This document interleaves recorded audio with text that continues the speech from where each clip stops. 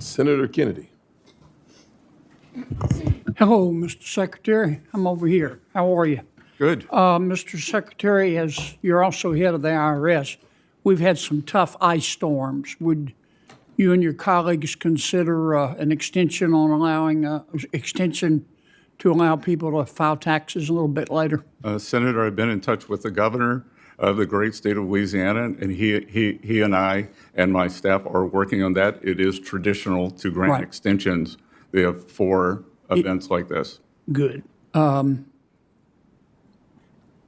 If Canada came to the United States, well, let me preface this by saying I understand that tariffs have a number of purposes, but the foremost reason for tariffs is to try to stop other countries from taking advantage of us through either their tariffs or trade barriers. If Canada, for example, came to the United States and said, we're going to zero tariffs in the United States. All of them are off on our end. Would you, Mr. President, speaking to our president, go to zero tariffs and then just let Canadian companies and American companies compete on a level playing field? Absolutely not. As we saw last week, 2 weeks ago, when Prime Minister Carney went to China, he lowered tariffs on Chinese EVs from 100% to 6%. U.S. has a 100% tariff on Chinese EVs. We couldn't let our northern border be used as a way for Chinese EVs to come into the U.S. Right. Okay. I'm going to lead you a little bit because Senator Scott is a she-bear when it comes to time. The poverty rate, according to the Census Bureau, is 11%, isn't it, in America? I'll take it. I'll take your word, Senator. And that's the Census Bureau defines poverty, is it not? Yes, sir. Is it not true that the Census Bureau, in defining poverty and determining that our poverty rate is 11% or 36 million Americans, which makes us look bad, only will consider direct cash pay? A U.S. senator just challenged one of America's most widely cited statistics, the poverty rate. During a tense Senate hearing, John Kennedy argued that the government is dramatically overstating poverty in the United States. His reasoning? Federal statistics ignore tens of thousands of dollars in government benefits. When he added everything together, he claimed the real poverty rate might not be 11%, but closer to 1%. In a recent Senate hearing, Louisiana Senator John Kennedy pressed the U.S. Treasury Secretary over how America measures poverty. Kennedy started with a simple number. According to the United States Census Bureau, about 11% of Americans, roughly 36 million people, live in poverty. But Kennedy argued that statistic leaves out a huge part of the picture. He pointed out that the official poverty calculation only counts direct cash income. It does not include government benefits like Medicaid, food stamps, housing subsidies, or refundable tax credits. To illustrate his point, Kennedy laid out a hypothetical Payments from the federal government to poor people, such as, let's say, SSI payments or TANF payments. Correct. Okay?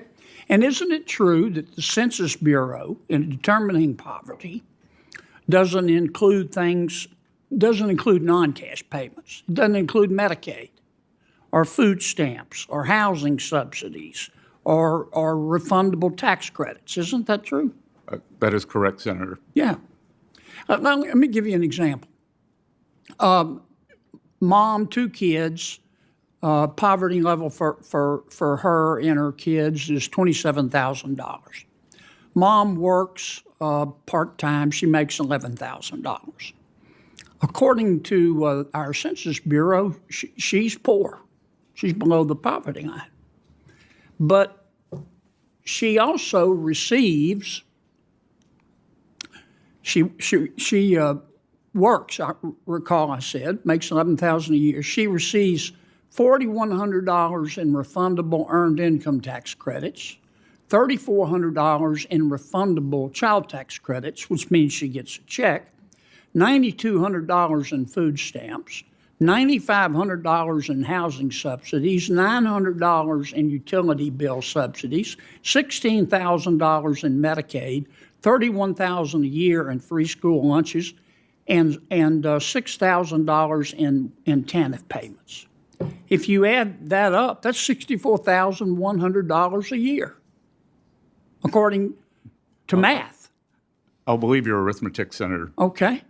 But using the Census Bureau's definition of poor, they don't include all these payments. They just include her income and the TANF payment. Does that make sense to you?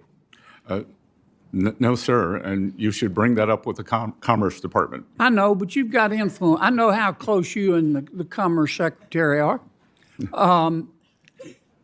I'm hoping you could bring it up with somebody above. The president says we're opposites, and I'm tall. I'm not going to comment on that. Would you talk to the president about this?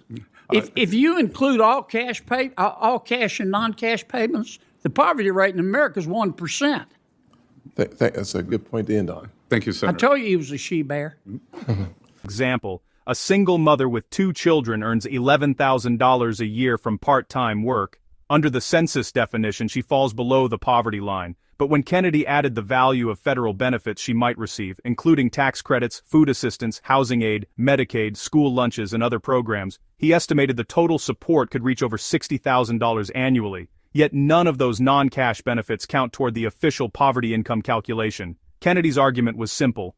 If you include both cash and non-cash government support, the number of Americans considered poor could be dramatically lower. He suggested the true poverty rate might be closer to 1%. The Treasury Secretary didn't debate the math, but pointed out that the poverty definition is set by the United States Department of Commerce, which oversees the Census Bureau. The exchange ended with laughter, but the debate it raises is serious, because how America defines poverty could change how the country understands inequality, welfare, and economic policy.